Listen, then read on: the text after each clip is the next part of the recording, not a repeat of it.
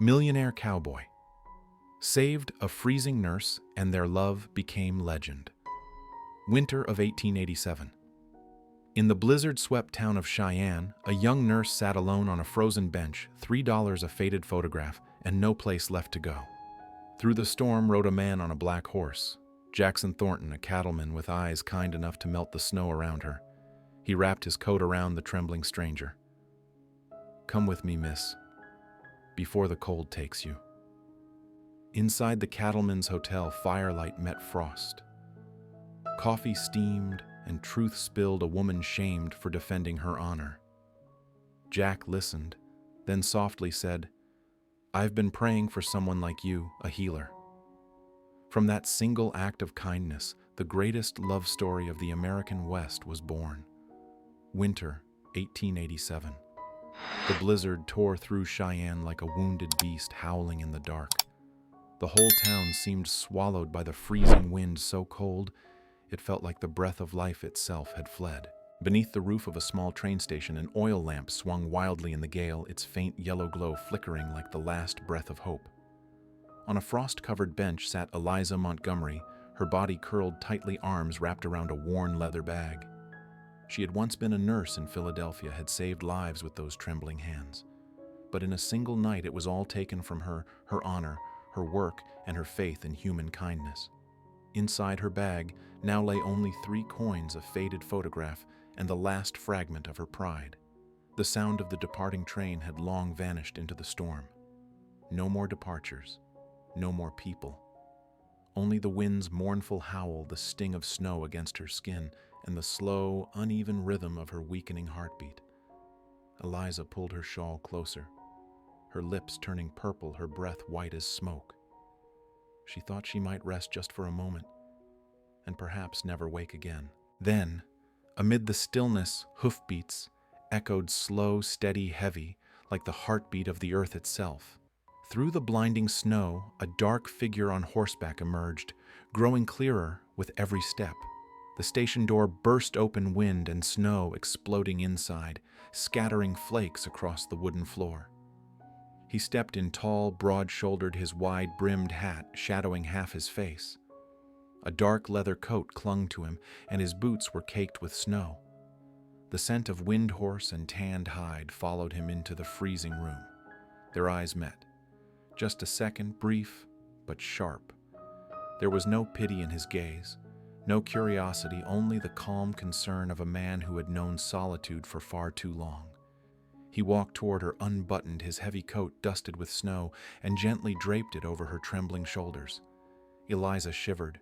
Warmth seeped through her skin straight to her heart, the scent of leather pine smoke and the unmistakable warmth of a man. Real, steady, safe. His voice was deep and gravelly, cutting through the storm outside. "Too cold a night to sit here and die." She tried to speak, but her lips were numb. Only fragments of words escaped. He didn't wait for a reply. His strong hands slipped beneath her arms, lifting her easily as if she weighed nothing. The leather bag fell open on the floor. A flash of silver surgical tools gleamed in the dim light. He noticed. One brow arched. A nurse. Eliza nodded faintly, her voice barely a whisper. "Used to be." He nodded once, then lifted her higher into his arms, stepping back into the storm. Snow lashed his face, wind tore at his coat, but inside his embrace she heard only the steady beat of his heart, firm, unwavering like a promise. The world was white, endless, silent. Only the man and the woman remained, 2 fragile souls adrift in a storm that could kill anything but compassion. Across the street, the lights of the cattleman's hotel glowed golden and warm. The reflection lit his face, strong, weathered and marked by a quiet sorrow. Eliza whispered, her voice thin as a dying flame. Why did you help me?" He paused, eyes fixed on the glow ahead. Then his reply came low, steady and rich as the voice of the western earth itself. "Because in this cold land, sometimes saving someone else is the only way to save yourself." The wind fell silent. Even the blizzard seemed to bow before the warmth of those words. He took a few more steps, pushing open the hotel door. The fire inside roared to life, spilling warmth and light into the frozen world. He set her down gently by the hearth, removed his hat, brushed the snow from his shoulders. Eliza looked up, tears glimmering in her eyes, her breath soft in the golden air. The man before her didn't smile, but his eyes held something deeper, something that made her believe that perhaps, just perhaps, fate hadn't completely abandoned her. That night in the Wild West, a man who wasn't looking for love and a woman who had lost all faith in it found each other by chance in a Cheyenne blizzard. And from that moment, a legend was born. Part 1. The Blizzard and the Stranger. That night, Cheyenne was buried beneath an endless sea of white. Snow fell so thick it swallowed sound itself, leaving only the wind wailing like the cries of lost souls. The moon was torn into thin silver shreds, drifting across a gray, frozen sky. At the last station of the West, Eliza Montgomery still sat there shivering inside her worn, frayed coat. The clock on the wall had long stopped ticking. She didn't know how long she'd been there, an hour, 2, or all night. The last train heading east was gone. No more passengers, no more voices. Only the bite of the cold gnawing at her skin and a despair sinking deep into her chest. From her pocket, she drew out 3 silver coins, placing them on her frozen palm. 3 dull pieces of metal, all that remained of her life. Eliza gave a hoarse, broken laugh that vanished into the wind. "Maybe I wasn't born to be someone worth waiting for," she whispered. But her voice was carried away into the night. A sudden gust slammed the oil lamp on the wall, its flame dancing wildly, then dying. Darkness flooded in, swallowing everything. Eliza clutched her scarf tighter, but the cold had already crept into her bones. Her hands were numb, her lips cracked, her heartbeat slowing. She thought of her dead parents, of the hospital in Philadelphia, where she had saved dozens of lives only to be cast out for standing up to a powerful man. No one had believed her. No one had wanted her. The West had been her last hope, and now it felt like her frozen grave. Then a sound, at first faint like the wind turning on itself, then clearer hoofbeats, slow, steady, each one striking through the snow like a heartbeat.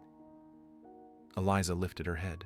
Through the white blur, a black horse emerged, carrying a lone rider cloaked in frost. The moonlight glinted off the stallion's muzzle, then revealed the man, broad shoulders under a thick leather coat, a wide-brimmed hat shadowing half his face.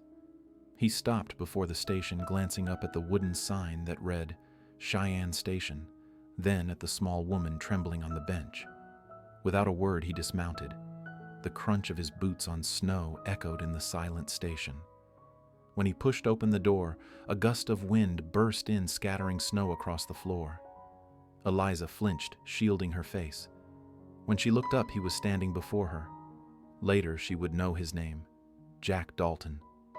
Tall, broad, a gaze both sharp and strangely warm. He spoke softly, his voice deep and grounded, like the very soil of the West. "You still breathing?" Eliza's lips trembled. She only managed a faint nod.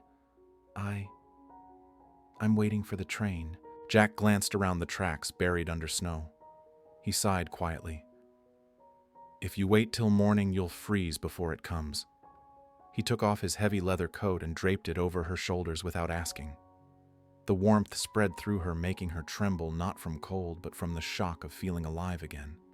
His rough, calloused hand adjusted her collar, brushing lightly against her neck, just enough to pull her back from the edge of death to the pulse of the living. She looked up, tears glistening in her eyes. No one had touched her with such gentleness before. Her tears fell not from pain, but because that warmth had reached the ice inside her heart. Jack bent closer, his voice low. "Come on. I'm not leaving you to die here." Eliza tried to stand, but her legs wouldn't move. Without hesitation, he stooped down and lifted her into his arms as though she weighed nothing. Her old leather medical bag fell from the bench landing with a dull clack. A glint of metal caught his eye, a surgical knife. A nurse. "Yes, I used to be," she whispered through the storm. He nodded once, eyes softening just a fraction, then turned toward the door. Outside, the snow came down harder. The wind screamed. The horse neighed sharply.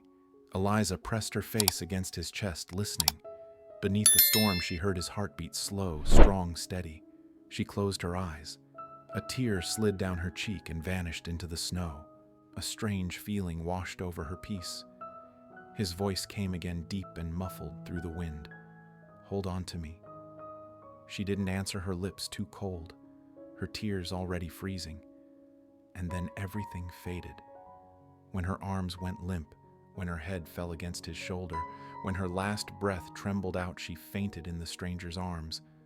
Jack looked down, tightening his hold. Then he spurred the horse forward toward the only light left in the storm, the golden sign of Cattleman's hotel. He didn't speak, but the resolve in his eyes cut through the blizzard itself. It wasn't just a man saving a woman. It was two broken souls finding warmth in each other amid the fury of a frozen world. And there, beneath the howling wind and the endless white of Cheyenne's night, a love story began, quiet, fierce, and destined to live as long as the Wild West itself. Part 2. The Firelight at Cattleman's Hotel.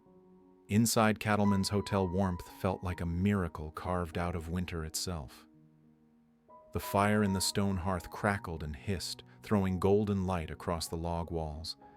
The air was thick with the scent of leather smoke and freshly roasted coffee. Then the heavy door burst open. A rush of cold swept in, along with a tall man carrying an unconscious woman in his arms. The entire room fell silent. Conversation stopped. The piano stilled mid-note. Only the faint echo of hooves outside remained mingling with the whine of the wind. Jack Dalton walked straight through the silence. His voice rang out short and steady. "Best room. Hot coffee, food, and water. Now." The clerk hurried off at once. Jack knelt down and laid Eliza Montgomery onto a chair near the fire. She was pale lips blue, her hair damp and clinging to her forehead. He removed his gloves, set down his hat, and quietly fed wood into the fire.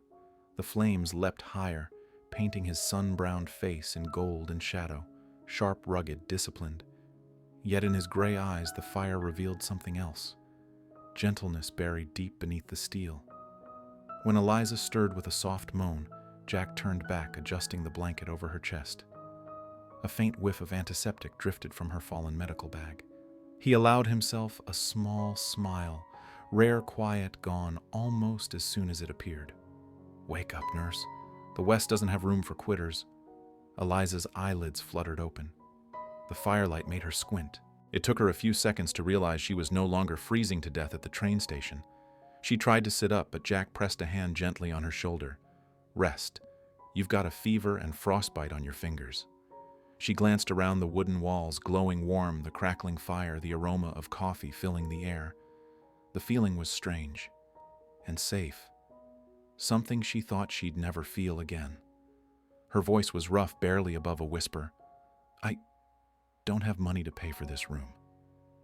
Jack said nothing at first. Then he looked straight into her eyes.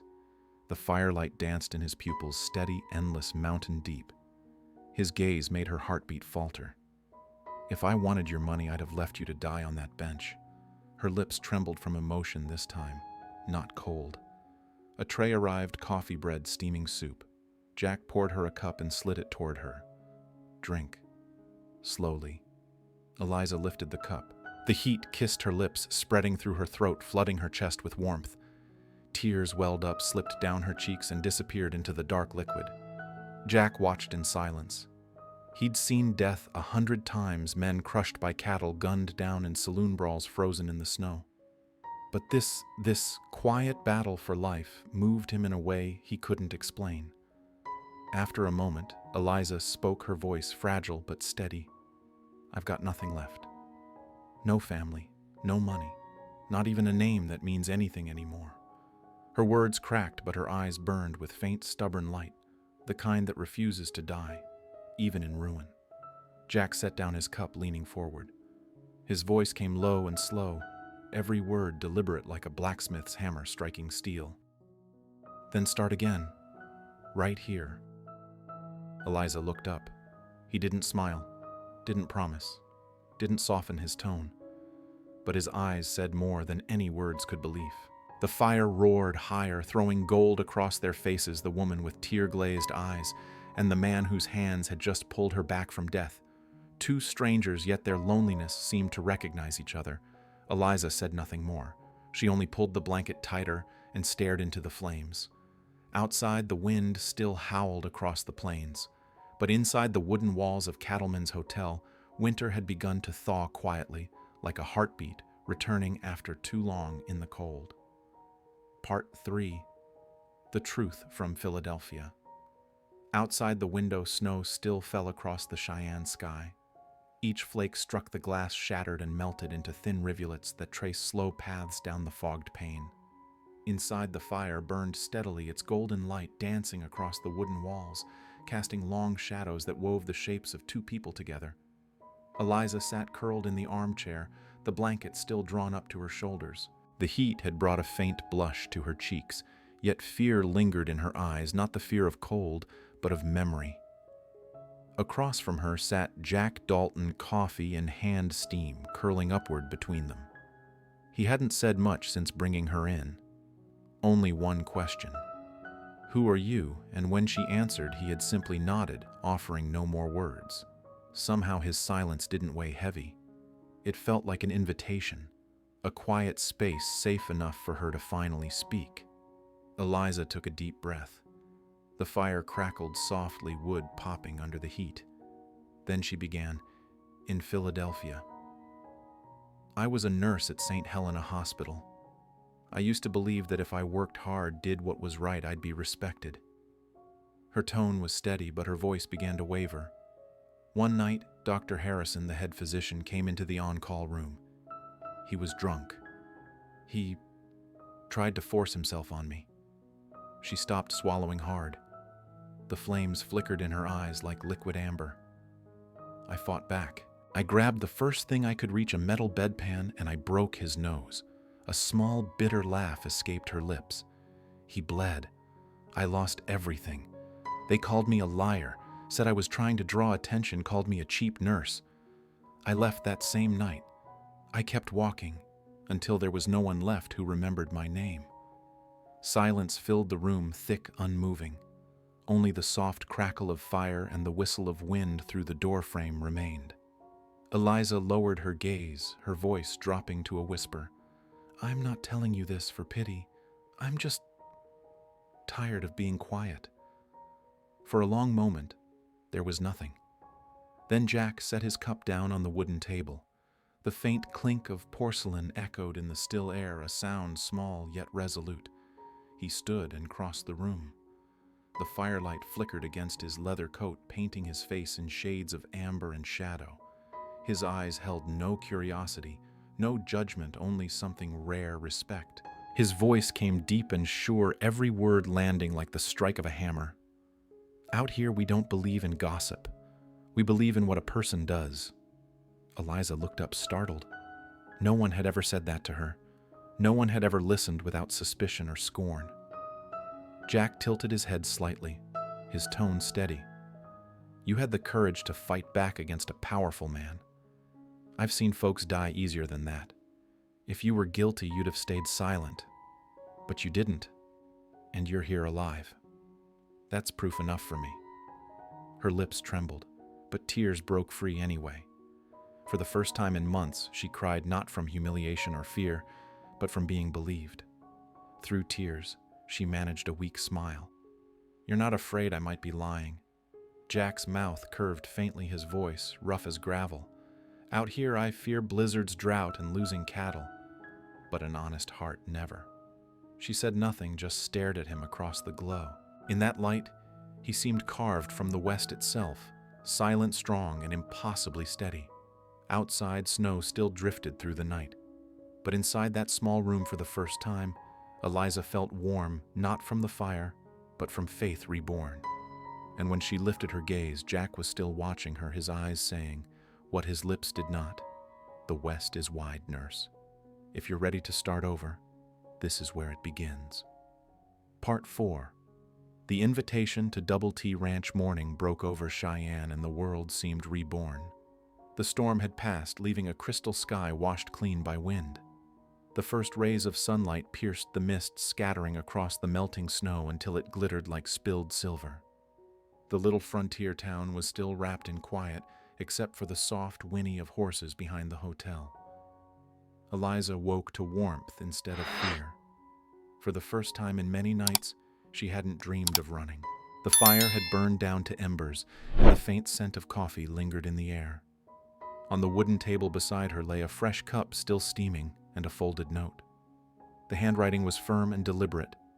Step outside. You need to see a western sunrise. J.D. She wrapped a shawl around her shoulders and opened the door. The cold morning air slipped through her hair, sharp, but no longer cruel. On the hotel porch stood Jack Dalton, his dark coat dusted with frost boots damp with dew, eyes fixed on the rising sun. 2 horses waited nearby, their breath white in the chill air. Eliza walked closer. Jack turned his gaze calm and steady even in the brightness. You're up? His voice carried that familiar low rumble. I've never seen a sunrise this beautiful, she replied softly. He nodded, once thoughtful. For a moment he said nothing. Then I run a ranch 20 miles north. Double T, 60 men, no doctor. When someone falls from a horse or takes a bullet, all we can do is pray. Eliza blinked, surprised.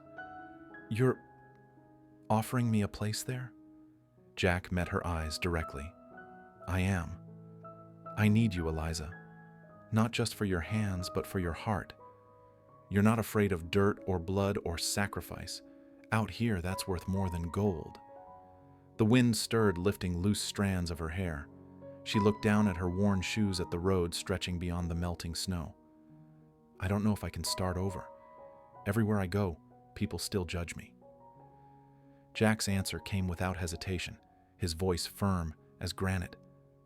Not there. Out on the range, the only thing that matters is whether you can save a life. You can have a past, even scars, so long as you do what's right today. She said nothing. Inside, fear and longing warred, fear of leaving the one safe corner she'd found and the aching desire to begin again. Jack stepped closer. His tone lowering, roughened with warmth. I can't promise life on the Double T will be easy.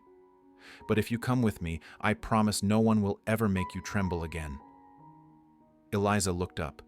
In his eyes she saw not pity, but faith, a belief strong enough to melt through years of mistrust. The morning sun broke through the clouds, flooding the world with light. The snow sparkled. The horses stamped their hooves impatiently. She smiled faintly. Double T. You said that's right, Jack replied, the corner of his mouth lifting. Named after my initials, Jack Thornton Dalton. Eliza nodded slowly, voice quiet but sure. Then maybe I should see the place where the sun rises first. Jack smiled, truly smiled for the first time since they'd met. He offered his hand steady and sure and helped her mount. As the black stallion began its stride out of Cheyenne, Eliza looked back once. Behind her, the snow shimmered like a trail of diamonds. Ahead, a new land, a second chance, and a man who made her heart remember how to trust. And through the rhythm of hoofbeats echoing across the white plain, his words lingered in her mind, a quiet vow carried on the wind.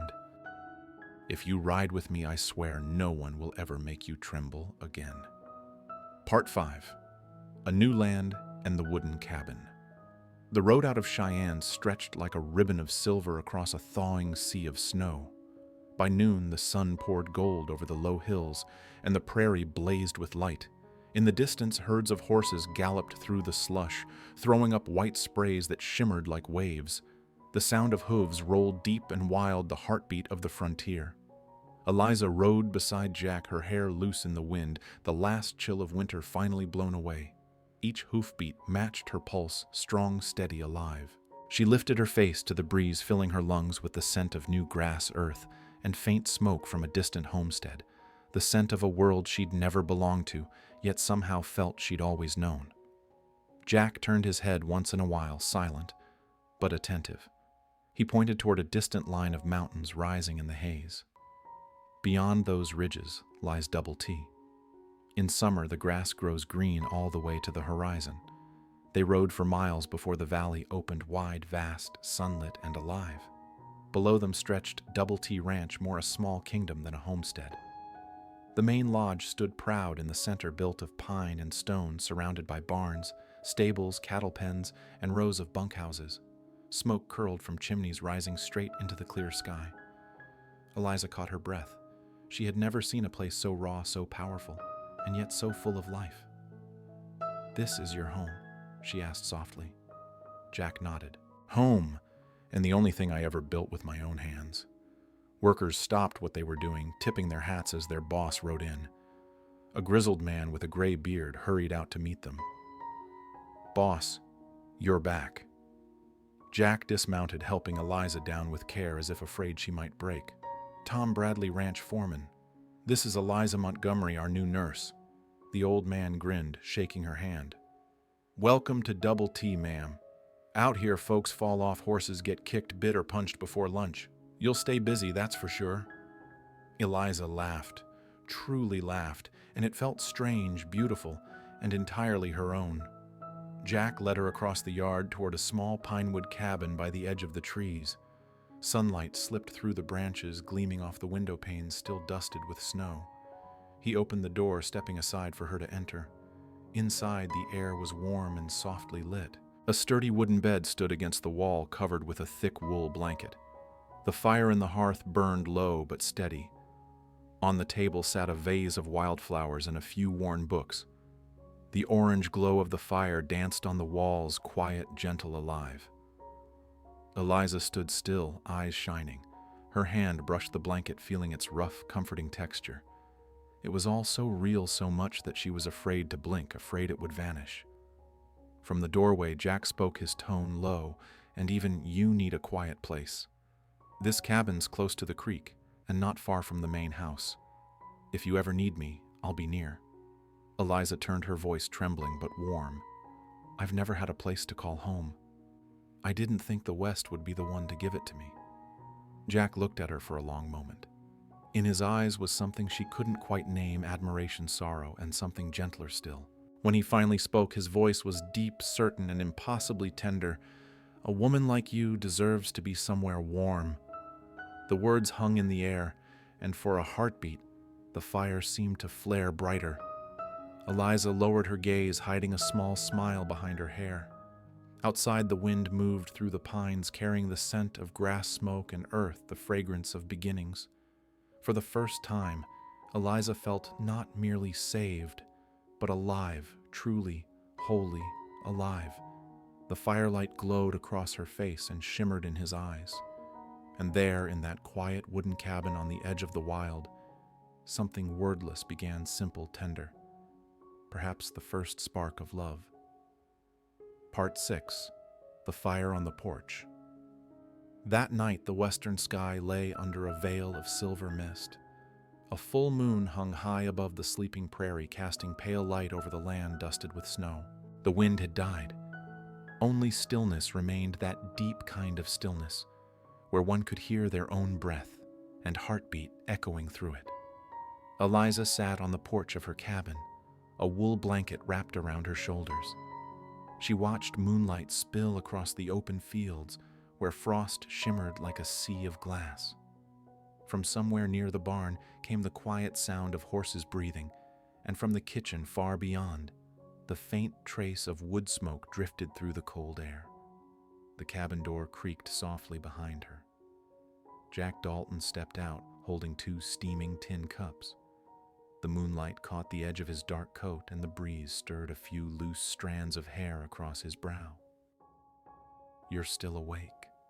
His voice was low, rough, carrying the warmth of fire from inside. Eliza turned, smiling faintly. "I'm not used to peace. When it's too quiet, I can't sleep." Jack placed one of the cups in her hands. The scent of hot chocolate rose up rich and sweet, mingled with the faint smell of burning wood. "Martha made this. She says, folks from the east get cold too easy out here. Drink it, it'll help." Eliza brought the cup to her lips. The metal was warm against her mouth. The sweetness spread slowly through her chest. She exhaled softly. "It's wonderful. Thank you." Jack sat down beside her. Their shoulders were just a breath apart. The moonlight spread over the porch, blending with the orange flicker that spilled through the cabin window. For a long time, neither of them spoke. Only the faint rustle of dry grass and the distant snort of a horse broke the quiet. Then Jack spoke, his tone calm, as if the words had been waiting for years. "Truth is, I've been looking for someone like you for a long time." Eliza turned to him, the moon glinting in her eyes. "Me." Jack nodded slightly, gaze fixed on the open plain ahead. "A nurse. Someone who knows how to save lives. The ranch has lost too many good men because we had no one to patch them up. I sent letters, posted notices, no one ever came. No one wants to live this far from the world." He paused, voice dropping lower, rougher. Then word came about a woman from Philadelphia looking for work, asking about medicine. I rode to the Cheyenne station and found you sitting there in the storm. Eliza froze her breath, turning to mist. "You knew about me before that night." Jack gave a small, tired smile, soft but weighted. "Didn't know your name, didn't know your story, just knew someone was trying to start over. I prayed she'd be strong enough to survive this country." Moonlight fell over his face, pale silver against the hard lines of a man who'd seen too much yet still hoped. His voice came quiet, steady, like a vow whispered to the stars. "I prayed for someone like you, and God sent you to me in the storm." The words made Eliza tremble. She turned away, hiding the shine in her eyes. "Maybe I was just lucky." Jack shook his head gently. "No, you're the answer." Silence stretched between them, but it wasn't empty anymore. It was full of things unspoken, of warmth too fragile to name.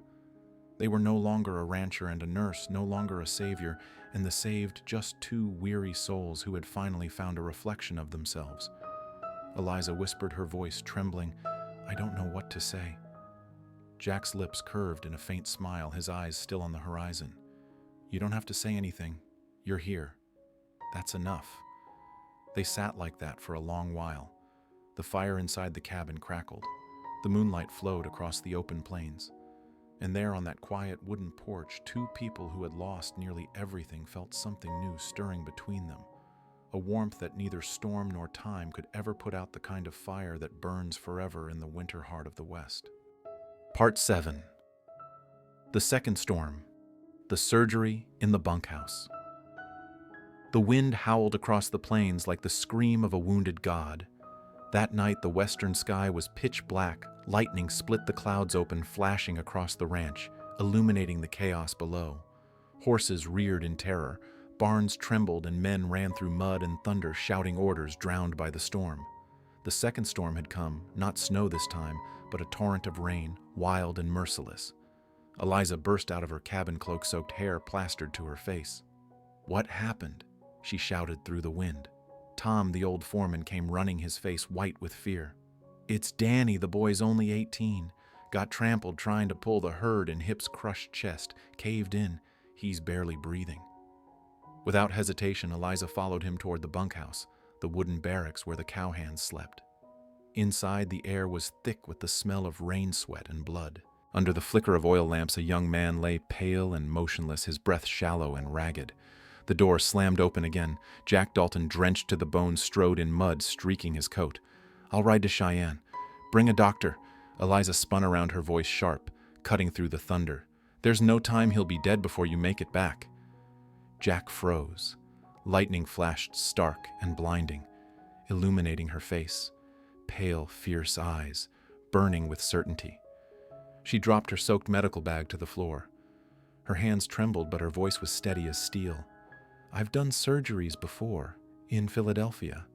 Get the fire going, boil water, and bring me whiskey. I'll operate here." No one spoke. Then the room came alive. Boots stomped, buckets sloshed, fire roared. Men fetched lanterns and water, their fear replaced by purpose. Outside, the storm raged. Inside, another battle began between life and death. Eliza rolled up her sleeves. Rainwater and sweat streamed down her face, but her focus was absolute. Her fingers moved swiftly, unwrapping gauze, sterilizing blades. When she glanced up, Jack was standing at the door, the firelight flickering across his soaked face. His eyes were fixed on her, calm and unwavering. That look, it wasn't command nor concern. It was trust. Absolute, silent trust. And that was all she needed. She drew a deep breath, picked up the scalpel, and began. The sound of rain on the roof mixed with the clang of metal on tin, the hiss of boiling water, the shouts of men holding lanterns steady. The storm outside beat against the walls, but in that room time itself seemed to stop. 3 hours passed. The oil lamps burned low, casting weak halos of light. Eliza bent over the boy hands, trembling, blood streaking her forearms. Exhaustion clouded her eyes, but she refused to falter. Then a breath, faint but there, then another and another. Tom's voice broke the silence, thick with tears. "He's breathing. He's alive." Jack stepped forward, eyes locked on Eliza. She was swaying, pale, drenched, barely conscious. She slumped to the floor, her small frame trembling. He knelt beside her, one hand steady on her shoulder. His voice came low, hoarse, and full of feeling. "You just saved a man's life." He paused, his breath catching, then softer. "And my heart." Eliza looked up.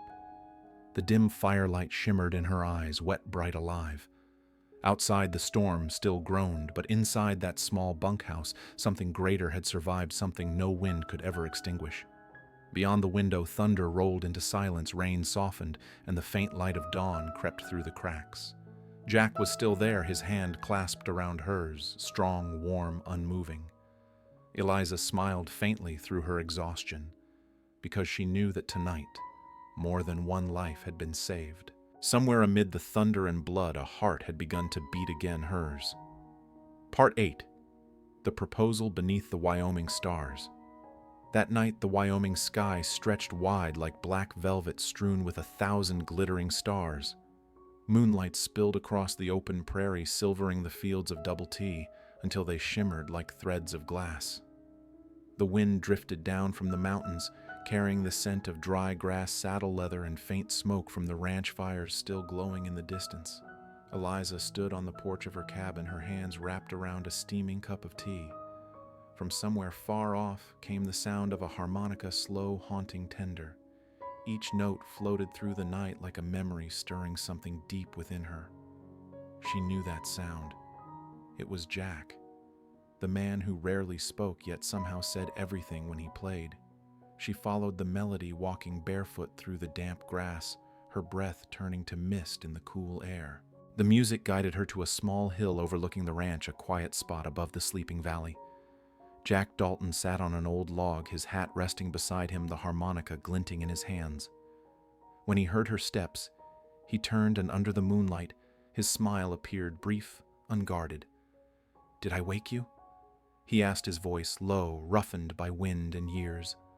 "No," Eliza whispered, sitting beside him. "That song, it wouldn't let me sleep." They sat together. Below them, the lights of Double T flickered like fireflies. Somewhere far off, a horse snorted softly. No words passed between them, only silence, the stars, and the rhythm of two hearts drawing closer. Jack turned the harmonica in his fingers, staring at it, as he spoke quietly, almost to himself. "I used to think my life would be nothing but workland and cattle. Then I found you in the snowstorm." Eliza smiled faintly, her gaze drifting toward the horizon. "And I thought I'd left everything behind, my heart, my trust. I thought I'd forgotten how to love Jack." He turned to her. The moonlight traced her face, the soft curve of her lips, the glimmer of her eyes. Gently he lifted her chin, his touch steady but tender. His voice came deep and solemn, the sound of a vow carried on the wind. "Then let me teach you again. With the rest of my life." Eliza's breath caught. A tear rolled down her cheek, glistening like a star in the silver light. Jack reached into his coat and pulled out a small object, a simple silver ring engraved with the Double T brand. No diamonds, no gold, only solid metal plain, strong, honest like the man himself. He took her hand and slipped the ring onto her finger. "No grand promises. Just a cowboy's word, the only one I've got. I want you to be my wife, Eliza. Not because I saved you, but because since the moment you came into my life, nothing else has mattered." Her lips trembled, tears spilling freely now. "You're crazy, Jack. I don't belong here. I can't ride. I can't cook for a ranch. I don't even know how to be a cowboy's wife."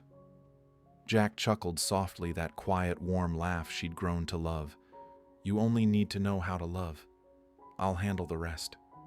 She laughed through her tears, the sound breaking and beautiful. The wind brushed past them, carrying the scent of leather and grass and the faint sweetness of cocoa from nights before. When Jack leaned in, his kiss was gentle, not hurried, not burning, but steady, deep, and certain. It was the kiss of a man who had waited his whole life to believe in something again. Above them, the Wyoming sky blazed with light. The wind moved across the plains, carrying the echo of a harmonica and the words that had sealed their hearts forever. "Then let me teach you again, with the rest of my life." And there, beneath the vast and silent heavens, amid the moonlight and the wind, two lost souls finally found their way home in each other. Part 9. The Ghosts of the Past. That morning, Cheyenne was swept with dust and wind, but the air was tight as a pulled trigger. On the main street in front of the small wooden courthouse, the townspeople gathered shoulder to shoulder. Ranch owners, laborers, wives clutching shawls, all whispering about the trial of the nurse from Double T Ranch. Eliza stepped down from the carriage, her hands cold, her heart pounding, as if trying to escape her chest. Beside her, Jack Dalton walked with the calm strength of a man who feared nothing. His face was hard, his stride steady, more like a general leading troops than a husband walking into a courtroom. The door creaked open. Inside, the air smelled of old ink and damp timber. At the front stood Dr. Harrison, the man from Philadelphia, small eyes gleaming, mouth twisted in a self-satisfied smirk. "Ah, Miss Montgomery," he drawled, his tone dripping contempt. "Or should I say, Mrs. Dalton now?" He let the name hang like an accusation. "Finally, you'll face the consequences of pretending to be a physician." Eliza said nothing. Her breath trembled. The murmurs in the courtroom swelled like a wave. Jack reached for her hand, squeezing it firmly. "Head up, Eliza," he whispered, voice low but unyielding. "No one here gets to make you bow again." The judge's gavel struck. Silence fell. Dr. Harrison began his speech, words sharp and venomous. He spoke of the scandal in Philadelphia, how Eliza had assaulted a respected doctor, how she was unfit for medicine, a danger to the community. When he finished, he smirked again, turning toward her with mock pity. "You should know your place, Miss Montgomery. You will never have the honor of a true healer." Eliza's lips parted, trembling, ready to defend herself, but Jack was already on his feet. He stepped forward before anyone could stop him. Every gaze turned toward the tall man in the long coat, his boots still caked with morning mud. His voice broke the air like a gunshot. "The honor of my wife," he said, each word heavy as thunder, "I will defend with my life." The room erupted in gasps. Eliza's eyes filled instantly with tears. Jack took another step forward, his gaze locked on Harrison, cold, steady, unflinching. "In Philadelphia, maybe you believe power means truth, but out here in Wyoming, we judge by what a person does. My wife has saved 13 lives since she came to this land, including men sitting in this very room. If saving lives is a crime, then we're all guilty." The crowd stirred, then clapping broke out. One by one, people rose to their feet. A young cowboy leaning on crutches limped to the front. His voice cracked with emotion. "She saved me, Your Honor. If not for her, I'd have died under my horse in the storm." The old judge, a white-bearded man with eyes like steel, looked over the swelling crowd, their cheers rising like the roar of a fire. He struck his gavel once, twice, then declared, voice ringing clear, "This court finds Eliza Dalton not guilty. Furthermore, by the power of this court, she is hereby recognized as a licensed practitioner throughout the territory of Wyoming." A shout burst from the back, "Hallelujah."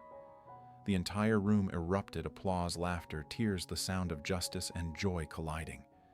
Eliza broke down, falling against Jack's shoulder, sobbing with relief and disbelief. Jack wrapped his arm around her, solid and sure, shielding her from the crowd. He bent close, murmuring only for her, "See out here, truth never stays buried." She looked up at him, tears glinting in her lashes, her eyes full of pride, gratitude, and fierce, unshakable love. Outside, the noon sun spilled through the courthouse windows, lighting the couple like a benediction. When they stepped out into the street, the townspeople cheered, throwing hats into the air. Justice had won, so had love. And there, on the worn wooden steps of the Cheyenne courthouse, as the wind lifted Eliza's scarf into the sunlight, Jack Dalton leaned down and pressed a kiss to her forehead, a quiet vow loud enough for the whole West to hear. The honor of my wife is the honor of my own. Part 10. The Legend of Double T. Many years had passed since that fateful storm. The Wild West was no longer as untamed as before. Now there were dusty but lively roads, the ringing of hammers from distant forges, and a growing town called Thornton, standing on the edge of the prairie, where once there had been nothing but wind and weeds. Double T. Ranch had become a symbol of Wyoming itself. Herds of thoroughbred horses ran across the valleys, granaries overflowed, and smoke rose from the great pine house that still stood proud against the crimson sky. Not far away, the Thornton Hospital, founded by Eliza Dalton, towered in the center of town, red brick walls, silver roof tiles, and windows that glowed through the night, welcoming patients from every corner of the frontier. Jack Dalton, the cowboy who once rode through storms, was now an old man. His hair was streaked with gray, his back still straight as a mountain pine. His eyes, though lined with years, carried the same strength, but now softened by the warmth that only a lifetime of love could bring. Eliza, her own hair silvered by time, still wore her white blouse each morning. The hands that had once trembled in the snowstorm now moved steady and gentle, holding the hands of patients cradling newborns. People called her the Angel of the West, but to Jack, she was simply the woman who saved my heart. Their 3 children, Thomas Jackson Jr. and Rebecca, had all grown up carrying both her legacy and his.